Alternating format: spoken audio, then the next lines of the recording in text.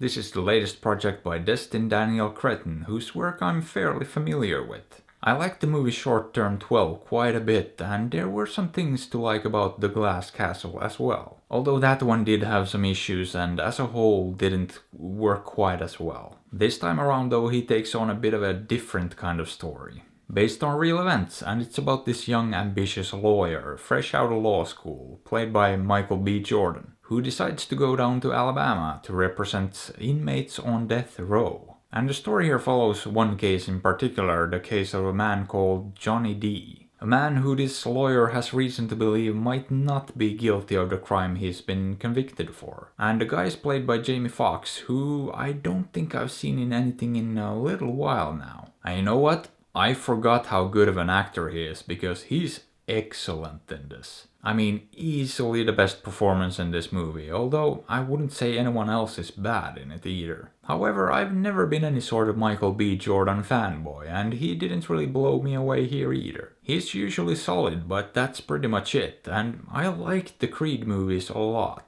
But I wouldn't say his performance was necessarily why I liked those either. But anyway, this movie basically digs into that whole death row inmate situation, and it's a tricky one too. Because in this case they're essentially up against this whole town that's made up its mind about who's guilty. But not only that, they're going up against deep-rooted and institutionalized racism as well. And the way these people are treated, even the lawyer, really got to me. Because I've said it before and I'll say it again, these kind of stories really rile me up.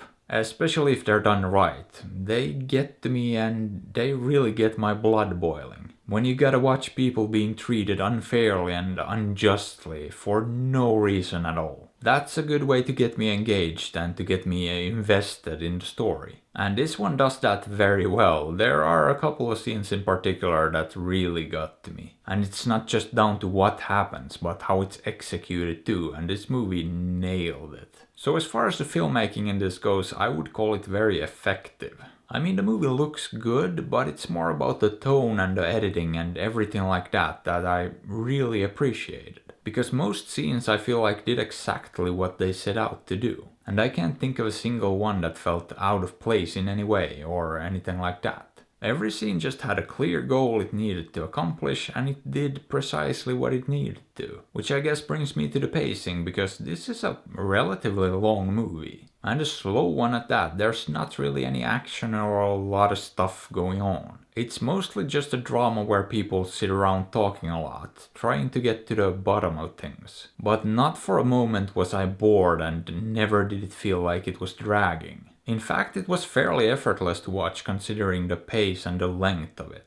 Not to mention the subject matter that's not exactly what I would call light. I mean, it's a matter of life and death after all, and about getting justice in an unjust world. And movies like this do tend to get a bit long-winded and overstay their welcome. But not this one, it felt just right. It didn't feel too long or rushed. It had a good balance to it. And yeah, I ended up enjoying it quite a bit. However, would I recommend it? Sure, I think it's definitely worth checking out. Or, you could not do that. After all, I'm not your dad. But hey, what are your thoughts on this? Have you seen it? Did you like it? Let me know. And if you enjoyed the video, maybe give it a thumbs up or sub to the channel, because that would be fantastic. And if you'd like, you can also support me on Patreon or PayPal through the links in the description. And as always, I appreciate you and thanks for watching.